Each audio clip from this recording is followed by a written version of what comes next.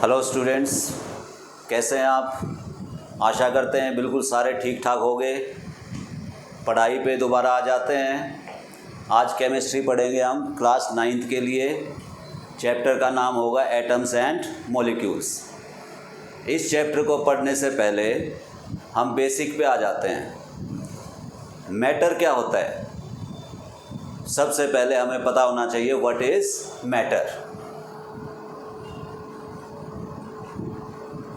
तो matter is anything which has mass and occupies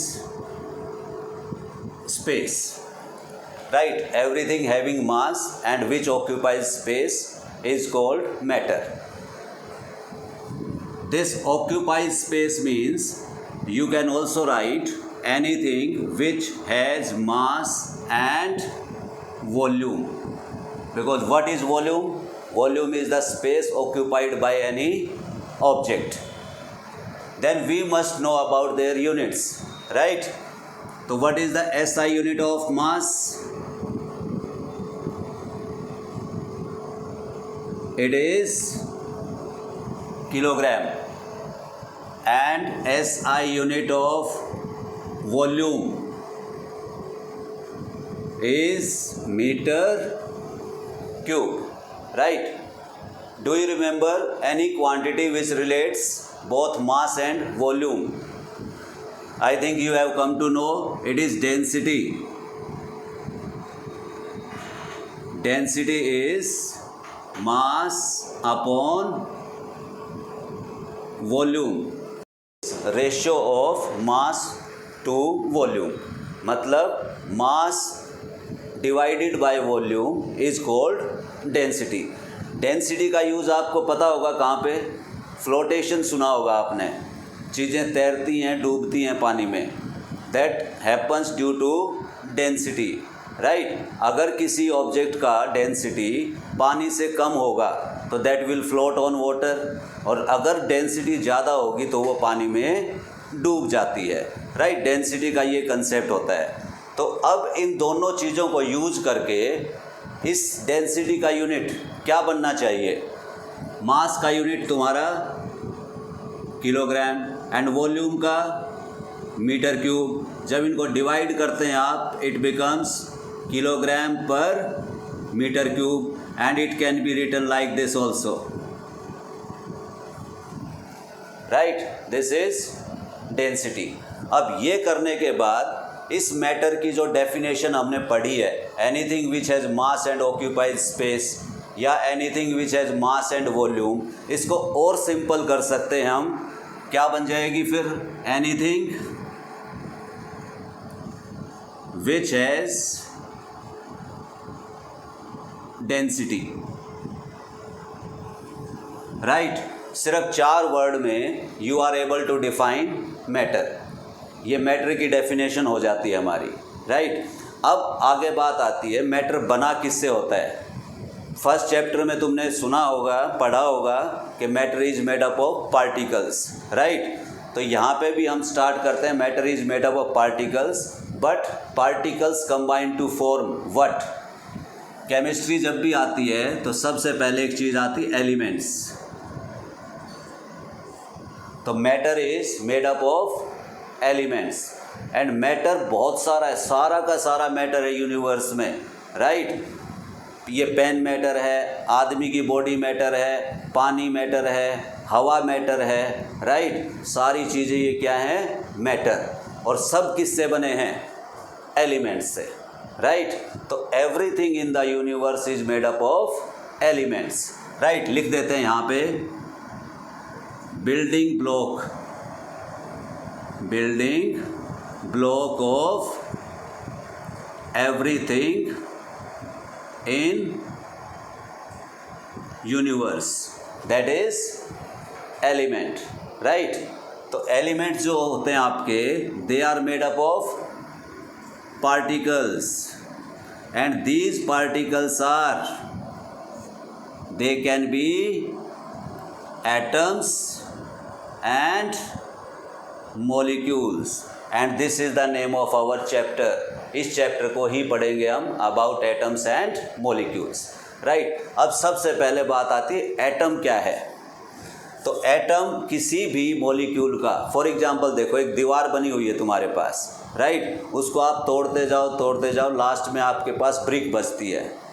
जैसे कोई भी बॉडी है लिविंग ऑर्गेनिज्म, उसको छोटा से छोटा करते जाओ तो आपको सेल मिलता है। तो हम कहते हैं cell is the structural unit of life, right. ऐसे ही brick is the structural unit of wall. In the same way atom is the structural unit of element, right. तो every element is made up of atoms.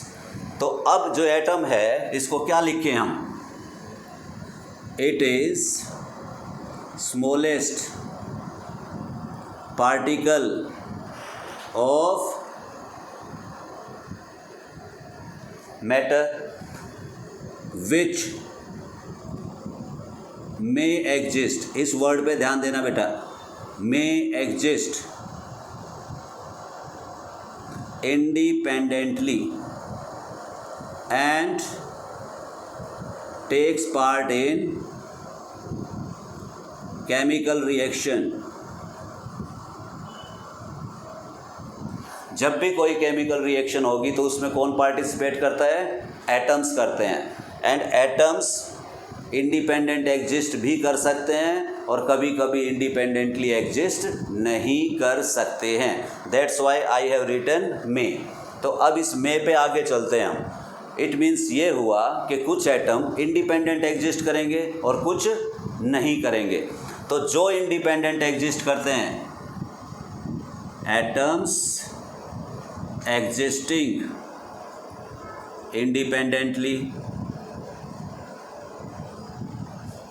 ये आपके होते हैं metals, right. Elements में आपने 3 type की चीज़ें पढ़ी हैं, metals, non metals and metalloids, right. तो मेटल्स के जो एलिमेंट है ना वो 100% इंडिपेंडेंट एग्जिस्ट करते हैं, राइट। और फिर आते हैं atoms which can not exist independently. Atoms which can not exist independently, तो वो कौन होते हैं हमारे? Non metals, right. अब जो इंडिपेंडेंट एग्जिस्ट नहीं कर सकते वो क्या करते हैं फिर? एग्जाम्पल हो, अपनी क्लास में तुम जाते हो, आप अकेले सर्वाइव नहीं कर पाते हो किसी कारण से, you are new in that school और इन दैट सिटी, तो क्या करोगे आप? You will try to make friends. और कैसे फ्रेंड्स ढूंढोगे आप? अपने जैसे, राइट। तो बिल्कुल अपने जैसा ही ग्रुप बनाने चाहोगे टू अटेन इंडिपेंडेंस, राइट। और कई बार दूसरे भी हम इकट्ठे करते हैं, दूसरे जो एक अपना बनने के बाद एक और को भी डाल लेते हैं हम ग्रुप में, तो उस टाइम पे वो अलग टाइप के केमिकल वो बनेंगे सब्सटेंसेस जिनको हम बोलेंगे केमिकल कंपाउंड्स, राइट। अभी हम इस पे मॉलिक्यूल्स पे बात कर रहे हैं। तो जो इंडिपेंडेंट एग्जिस्ट नहीं करते वो क्या बनाएंगे? Molecules will form molecules. और इन मॉलिक्यूल्स को क्या बोलेंगे हम? Molecules of elements. अब देखो, तुमने कभी भी ऑक्सीजन का लिखा होगा, कभी कोई पूछता what is oxygen, what do you से? O2, right. अगर तुमसे कोई पूछता है व्हाट इज हाइड्रोजन, तो आप क्या लिखते हो? H2। What does it show?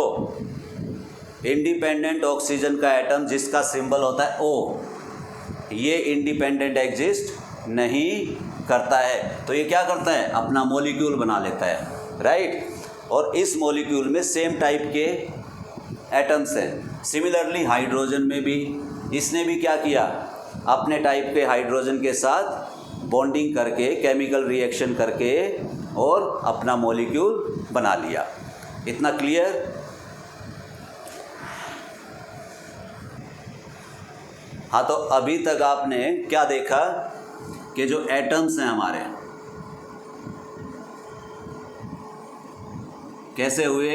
Independent existence, independent existence. कौन हुए ये? मेटल्स। एग्जाम्पल देखो, पोटेशियम, सोडियम, कैल्शियम। जब भी इनके फॉर्मूले लिखते हो आप सिर्फ ये लिखते हो KNaCl, इनके आगे कोई 2 नहीं लगाते हैं या 3 नहीं लगाते हैं। तो दूसरे टाइप के जो एटम्स बनते हैं हमारे, which can not exist independently, तो ये कौन होते हैं हमारे? Non metals. और इनका एग्जाम्पल मैंने आपको बताया, हाइड्रोजन हो गया, आपका ऑक्सीजन हो गया, आपका क्लोरीन हो गया, राइट। तो इन सब में देख रहे हो आप सेम टाइप के एटम्स हैं। और ये चीज़ें बोली जाती हैं इनको क्या? Molecules of elements. तो मॉलिक्यूल्स ऑफ एलिमेंट्स में आपने क्या देखा? They contain only one type of atoms, same type के एटम्स होंगे, राइट। अब जो आपके मॉलिक्यूल्स हैं, एक तो हो गया मॉलिक्यूल ऑफ एलिमेंट्स, दूसरा बन जाता आपका molecule of compound.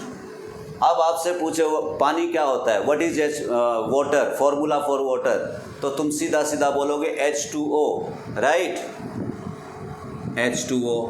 And for carbon dioxide you are going to say CO2। इसमें आपने देख रहे हो एक तो H है और एक O है, right. 2 atoms of H combined with 1 atom of oxygen. तो ये क्या बन गया? अलग अलग एटम्स हैं and they are combined together by a chemical reaction, right, and this will be called molecule of compound। तो अब molecule of compound में क्या लिखे हम? contains more than one type of atoms, right। और जितने भी ये molecule हैं, all the molecules they are formed due to कौन सी रिएक्शंस? Chemical reactions, right. और कोई भी केमिकल रिएक्शन होती है ऐसे ही रैंडमली नहीं हो जाती है, that has to follow certain rules, certain laws. कुछ कानून होते हैं, उनको फॉलो करना पड़ता है, right. And those rules are called laws of chemical combination. अब लॉज ऑफ केमिकल कम्बिनेशन के बारे में हम करते हैं।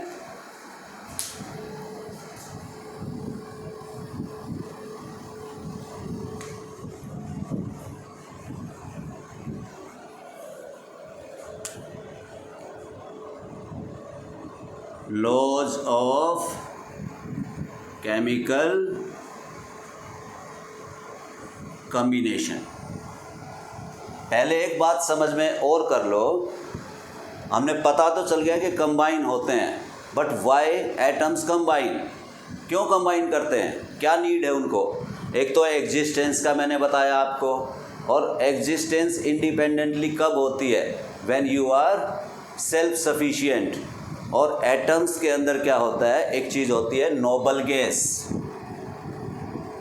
Nobel gas. नोबल वर्ड से पता चलता है जो शांत रहता है, इनएक्टिव होता है, राइट, लड़ाई झगड़ा नहीं करता, किसी के साथ रिएक्ट नहीं करता, दैट इज़ नोबल गैस। तो इनको आप इनर्ट गैसेज भी कहते हैं, इनर्ट गैसेज। तो कोई भी एटम है जब रिएक्ट करेगा तो what it wants to be, it wants to be noble, right.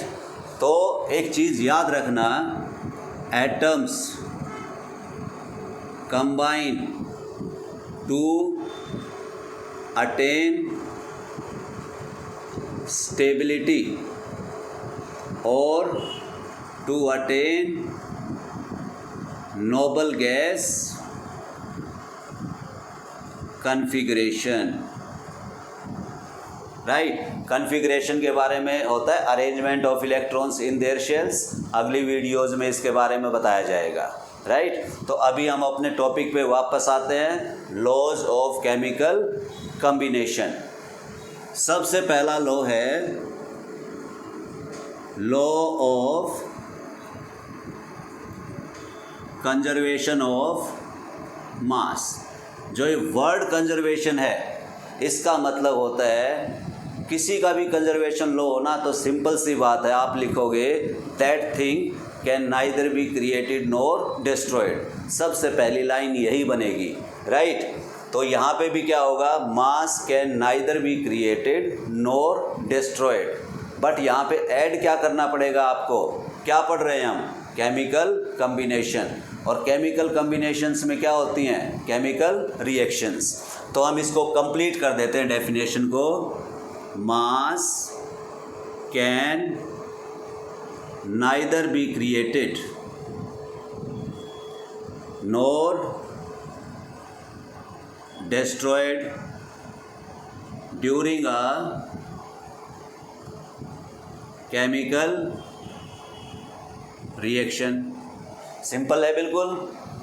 ना तो हम मास को क्रिएट कर सकते हैं ना उसको डिस्ट्रॉय कर सकते हैं, कब, इन अ केमिकल रिएक्शन।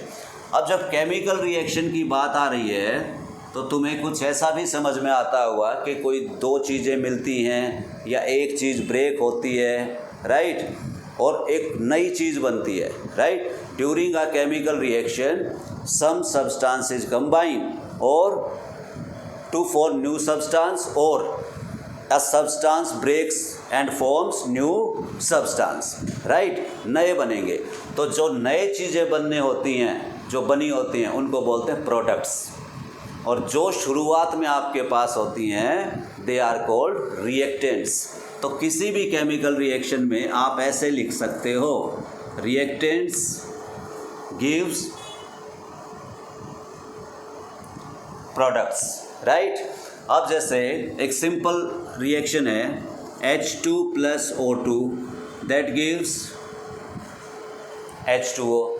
तो H2 एंड O2 जिसको हाइड्रोजन एंड ऑक्सीजन कहते हैं, they are reactants and H2O is product.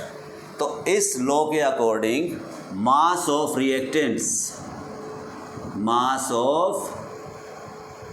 Reactants is always equal to mass of products. और ये किस में है, ओनली इन केमिकल रिएक्शन। क्योंकि एक टाइप की रिएक्शन तुम और पढ़ोगे, न्यूक्लियर रिएक्शन, कभी वहाँ पे mass is not conserved, right. तो वहाँ पे क्या होगा, मास of reactants will be more then mass of products. तो फिर तुम्हारे दिमाग में आएगा कि वो मास गया कहाँ, तो that mass is converted into energy.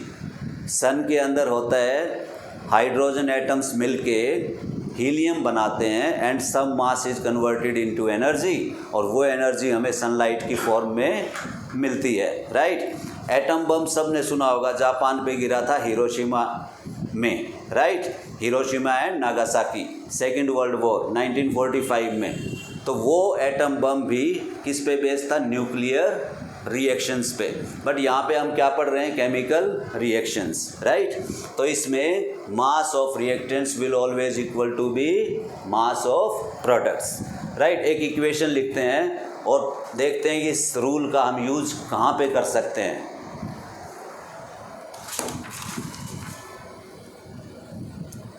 ये है तुम्हारा सोडियम कार्बोनेट, एसिटिक एसिड, इसको इथेनोइक एसिड भी बोलते हैं। और विनेगर सुना होगा, विनेगर हर घर में होता है लगभग, वो इसी एसिड का बना होता है, राइट। जब ये दोनों चीज़ें रिएक्ट करती हैं तो वी गेट CH3COONA, साथ में H2O एंड CO2। आपके पास ये रिएक्शन दे दी, right. How we can use this law of conservation of mass. अब आपको इन रिएक्टेंट्स और कुछ प्रोडक्ट्स का मास मिला होगा and you will have to find the mass of unknown component of this chemical reaction. जो नहीं पता वो आपको निकालना है, राइट। तो पहला मैं इसका लिख रहा हूँ मास, ये एनसीईआरटी बुक में ही है 5.3 और इसका कर देते हैं 6 ग्राम्स। जो वाटर है आपका वो आया 0.9 और ये आया 2.2 gram. And now you have to find how much this substance is formed, right. तो how you can find it? According to this law mass of reactants is equal to mass of products. तो यहाँ पे हमारे mass reactants क्या क्या हैं? Sodium carbonate and acetic acid, दोनों का हम सम कर लेते हैं। क्या आ जाता है इसका?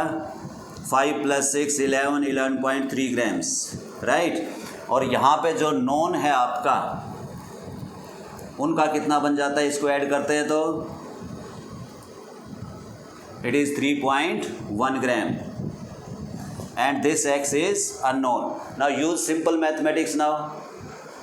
11.3 is equal to x plus 3.1 and x की वैल्यू बन जाएगी 11.3 माइनस 3.1। इसको आप सॉल्व करो, कितना आ जाएगा?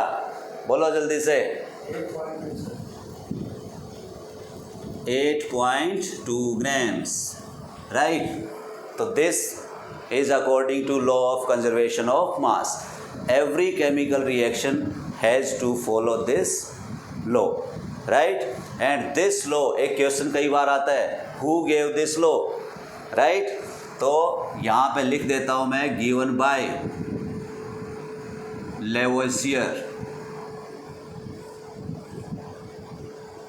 जो पहला लॉ था it was given by a scientist whose surname was Lavoisier, right. अब सेकंड लॉ पे चलते हैं।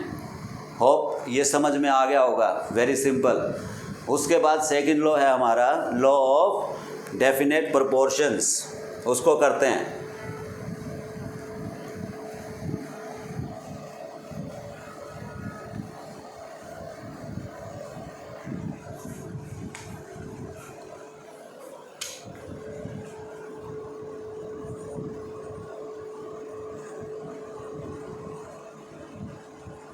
Law of definite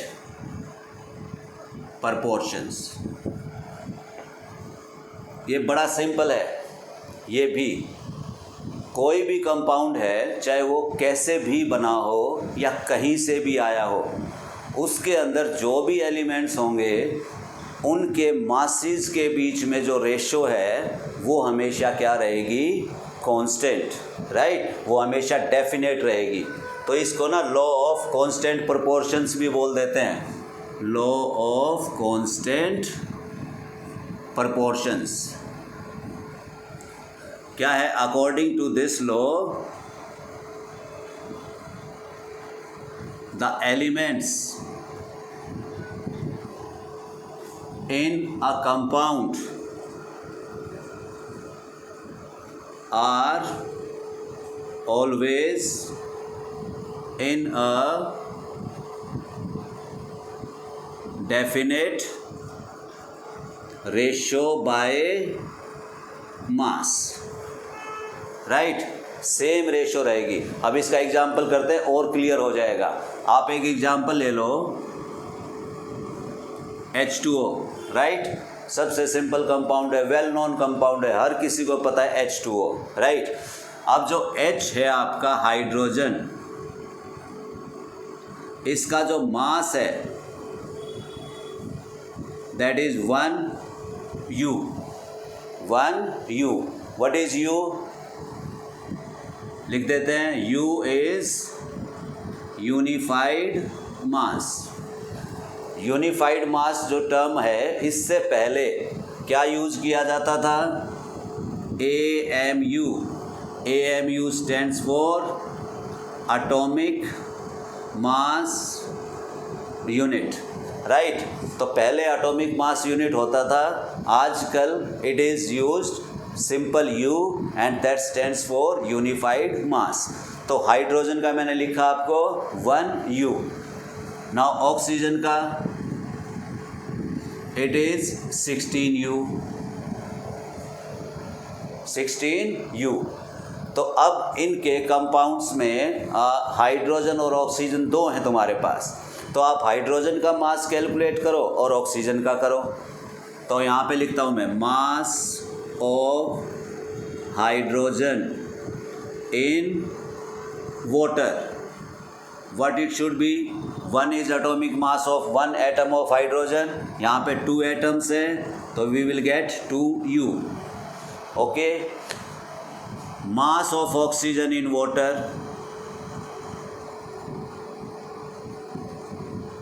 1 atom only, 16U। now according to this law we are going to get ratio of hydrogen and oxygen by mass, ratio of hydrogen and oxygen by mass, right? तो mass of hydrogen upon mass of oxygen, तो hydrogen कितना था 2 and oxygen 16, तो this ratio becomes 1/8 and we can also write it 1:8, right? तो अब जो ये पानी है आपका H2O, चाहे वो किसी भी सोर्स से आया हो, राइट, चाहे वो गंगा जल ले लो तुम, चाहे वो सीवर का पानी ले लो, पानी, तो उसमें हमेशा हाइड्रोजन और ऑक्सीजन का जो रेशियो होगा by mass, that will always be 1:8। Okay, अगर इस रेशियो के अकॉर्डिंग अगर हाइड्रोजन तुम्हारे पास 10 ग्राम है तो पानी कितना होना चाहिए, पानी उसमें ऑक्सीजन कितनी होनी चाहिए? सिंपल है, रेशियो इज़ 1:8। और मैं कह रहा हूँ कि ये मान लो आपके पास 10 ग्राम है, तो what should be the value of this? This should be 80 grams, right? तो ये रेशियो का ये होता है तुम्हारा। अगला एग्जाम्पल और लेते हैं। एक कंपाउंड है well known, again carbon dioxide, सारे करते रहते हैं कार्बन डाइऑक्साइड कार्बन डाइऑक्साइड, हाँ। तो इसमें कार्बन का जो मास है it is 12U and oxygen का थोड़ी देर पहले लिखा था 16U। अब मास ऑफ कार्बन अगर यहाँ पे निकालते हो आप अपॉन मास ऑफ ऑक्सीजन, तो कार्बन का 12U हो जाएगा, ऑक्सीजन का कितना हो जाएगा 16 × 2 बिकॉज देयर आर 2 एटम्स, तो 12/32। 12/32 को आप सॉल्व करते हो तो what do you get? Charge की टेबल में आएगा 4 × 12 और 4 × 8 32, तो क्या मिला 3:8। तो कार्बन डाइऑक्साइड में हमेशा कार्बन और ऑक्सीजन क्या होंगे? In the ratio of 3:8। अब वही बात फिर लास्ट में चलते हैं, ये लॉ किसने दिया था? पता होना चाहिए भाई कौन इन लॉज को देता है। तो ये था तुम्हारा प्राउस्ट। प्राउस्ट नाम था इसका, सरनेम प्राउस्ट था, और सरनेम से ही जाने जाते हैं लोग। तो पहले वाला first law of conservation of मास किसने दिया था? लेवोसियर ने। सेकंड किसने दिया? प्राउस्ट ने। और उसके बाद इसमें एक लॉ और ऐड हुआ था बाद में, जिसको आप 11th क्लास में पढ़ोगे। वो लॉ दिया था डाल्टन ने, राइट? उसका नाम था, थोड़ा सा चेंज है इसके अंदर बस, उसके बारे में हम ज़्यादा नहीं पढ़ेंगे।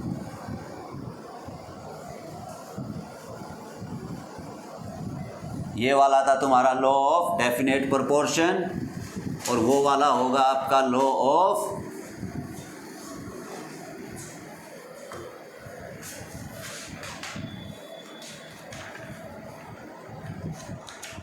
Multiple proportions, and it was given by Dalton. और ये कौन सी क्लास में पढ़ोगे आप? क्लास 11th में। अब जब ये लॉज दोनों पढ़े गए 9th क्लास में, जब ये दोनों लॉज पढ़े गए और डाल्टन ने अपनी भी अजम्पशन डाल दी उसके अंदर, अपना भी लॉ दे दिया, डाल्टन्स एटॉमिक थ्योरी, राइट। अब ये डाल्टन्स एटॉमिक थ्योरी है, इसके बारे में अगले वीडियो में बताया जाएगा। जितना ये पढ़ा है उसको एनसीईआरटी बुक से भी पूरा का पूरा वर्ड टू वर्ड पढ़ना है, और जो भी क्वेश्चंस तुम्हारे दिमाग में आता है कि ये क्या होना चाहिए, कमेंट बॉक्स में लिख सकते हो आप, राइट। कोई भी क्वेरी अनअटेंडेड मत छोड़ो। अगर अच्छे से पढ़ना है, अच्छे से सीखना है, तो जो भी क्वेश्चन मन में आए उसका सॉल्यूशन ज़रूर होना चाहिए तुम्हारे पास। Never sleep with any doubt in your mind, right. Okay, thank you.